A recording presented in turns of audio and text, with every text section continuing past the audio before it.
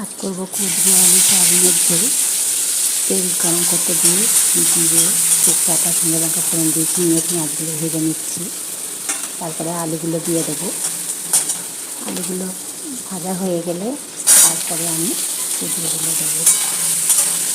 এই কুঁদরি ফলটা মানে সবজিটা খেতে ভালো লাগে, মাছের ঝোল দিয়েও ভালো লাগে। আবার এই যে কুঁদরিগুলো ছোটো রেখেছি, একটু বড়ো বড়ো করেও দেওয়া যায়, আমি একটু ছোটো ছোটো করে দিয়েছি। আমার তো খুব পছন্দ, যেহেতু মেয়ের কাছে আছি, মেয়ে আর বাবা অত খেতে চায় না, আমার খুব পছন্দ। আমি যেহেতু এখন বাজার করছি, সেহেতু আমি দেখতে পেয়ে কালকে নিয়ে এসেছি। কুঁদরিগুলো ভাজা হয়ে গেছে, লঙ্কা দিয়ে দিয়েছি। সয়াবিনটা দিয়ে একটু ভাজবো।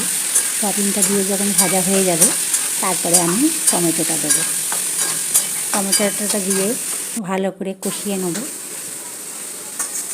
এটাও যখন ভালো করে ভাজা হয়ে যাবে তারপরে আমি এর মধ্যে মশলাটা দেবো। তার মধ্যে আছে নুন, হলুদ, সস, আদা রসুন বাটা।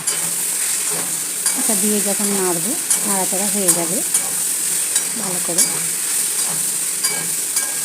আমি এই জিরে আর কাশ্মীরি লঙ্কার পেস্টটাও দিয়ে দেবো, জলে গুলে রেখেছিলো ওটাও দিয়ে দিয়েছি। দিয়ে নাড়ছি, ভালো করে নাড়া হয়ে যাবে তখন তারপরে আমি জল দেবো। প্রথমে অল্প জল দিয়ে আগে একটু নাড়িয়ে কষিয়ে নেবো, তারপরে আবার একটু বেশি করে জল দিয়ে দেবো। জল দেওয়া যখন হয়ে যাবে আমি একটু নেড়ে চেড়ে ওটা কুকারে দিয়ে দেবো। কুকারে একটা সিটি দিয়ে দেবো যাতে আলুটা একটু নরম হয়। আলু সয়াবিনগুলো একটু নরম হলে খেতে ভালো লাগে। একটা সিটি দিয়ে দিয়েছি, দিয়ে খুলে দিয়ে আবার একটু কড়াতে ফোটাবো। কুকার থেকে খুলে কড়াতে দিয়ে ধনেপাতা দিয়ে দিলাম ওপর থেকে, দিয়ে একটুখানি নুনটা ভালো করে দেখে নেব টেস্ট ঠিকঠাক আছে নাকি, নিয়ে আর একটুখানি নুন দিয়ে দিলাম, কম ছিল। এই দেখো আমার রেডি সয়াবিন কুঁদরি আলুর ঝোল।